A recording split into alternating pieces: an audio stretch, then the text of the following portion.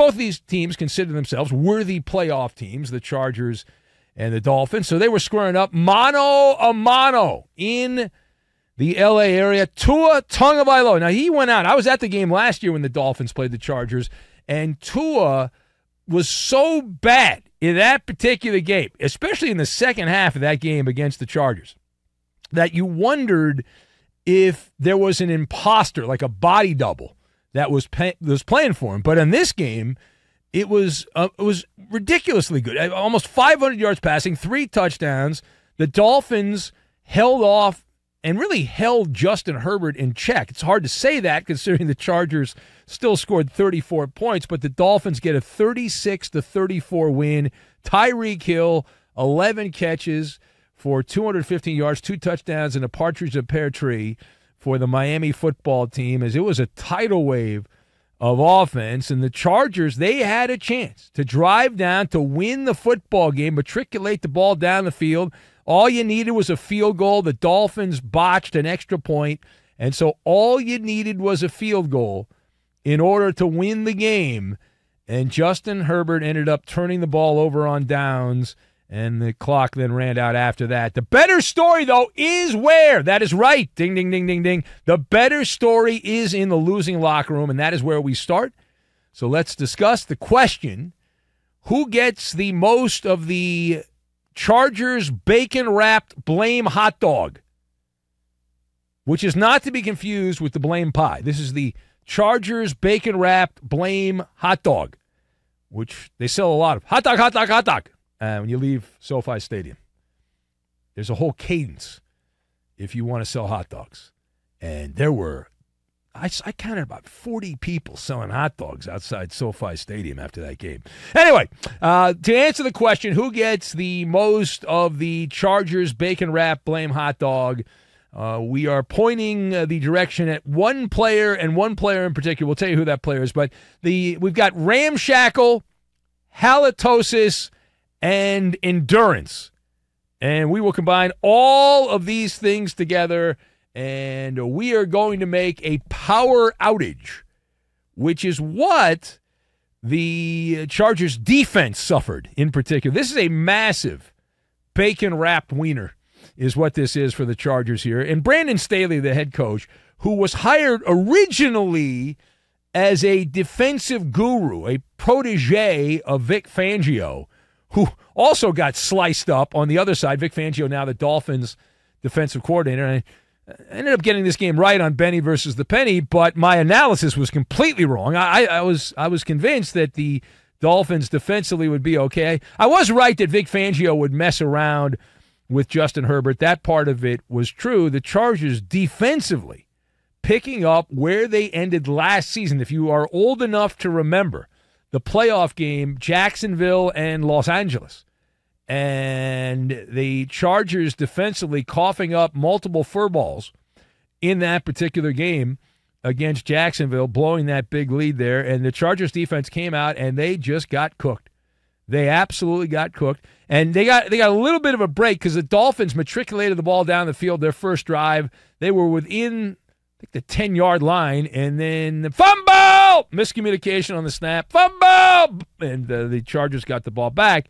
But in terms of the players, you can rip Brandon Staley all you want. Ultimately, the one guy in particular that gets the biggest chunk of that bacon-wrapped Charger blame dog, that would be J.C. Jackson.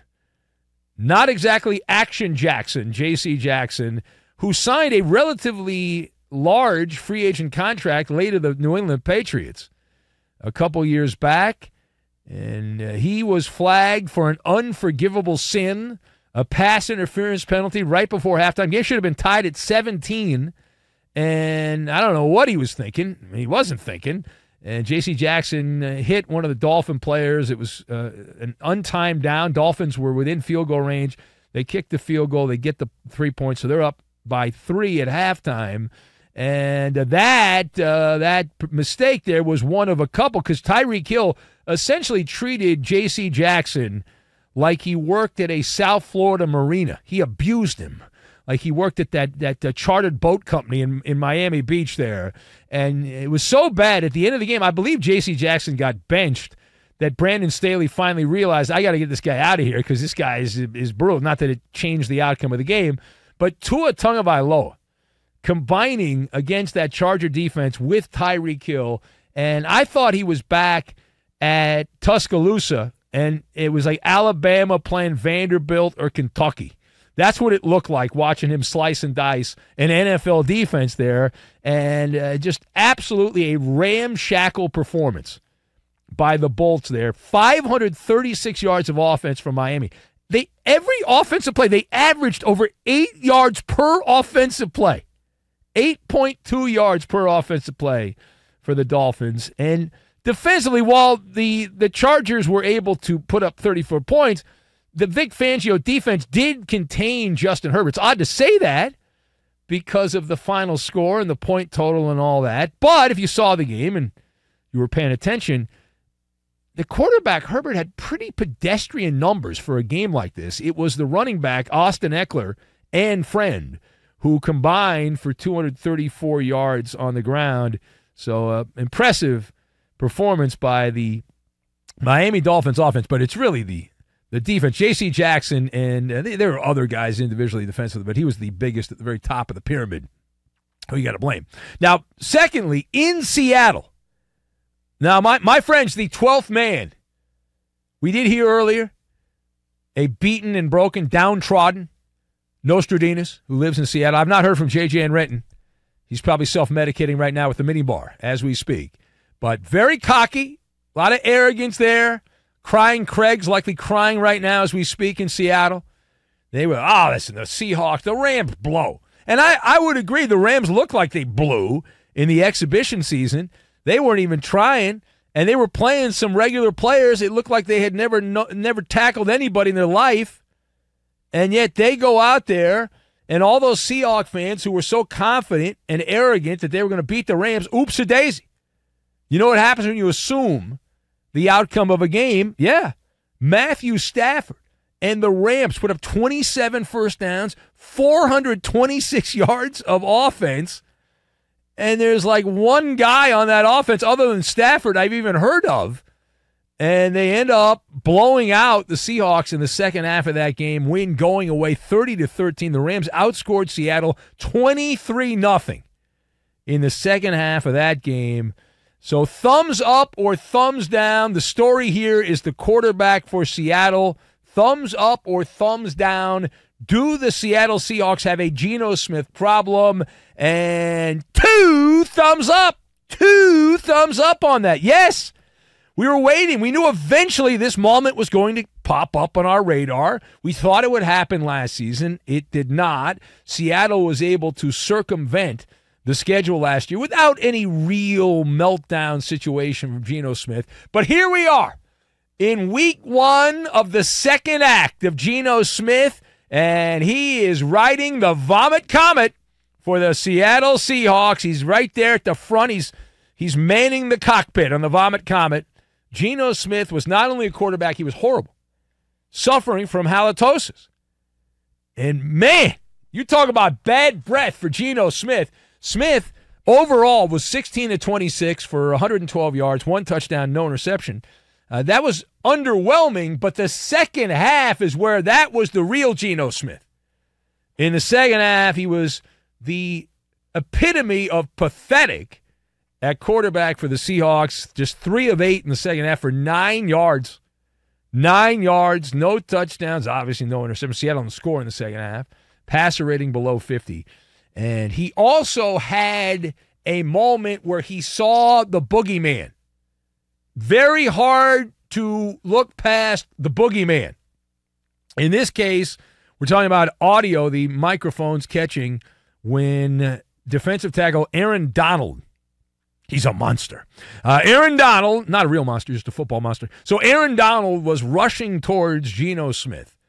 The ball is snapped, and the on-field microphone overheard Geno Smith letting out a genuine Fright Night, terrified reaction as Smith threw the ball to the feet of his receiver. And, well, rather than me tell you what he said, we have the audio tape.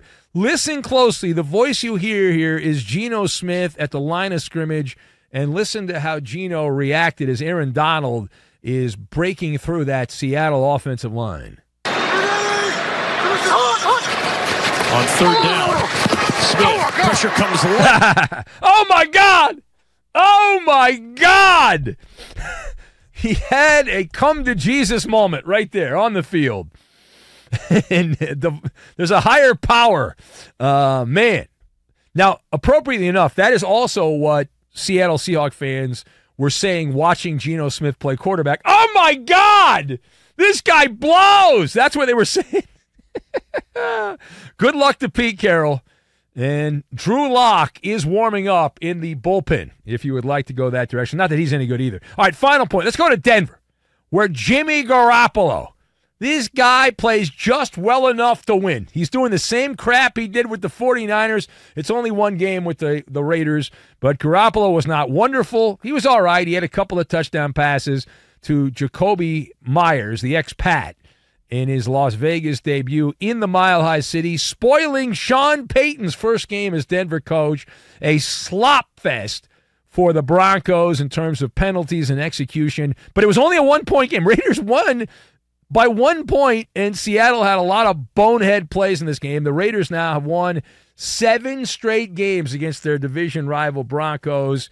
And it's one thing to lose to Kansas City because Kansas City is good. The Broncos do that all the time. But it's not like the Raiders have had great teams in recent years, but they have been good enough to beat the Broncos. And Chandler Jones, nowhere to be seen. Chandler had that famous meltdown during the week. We talked about it on the show. But from the Denver side of things, Russell Wilson in the first half was slinging the football around. People were very excited about Russ.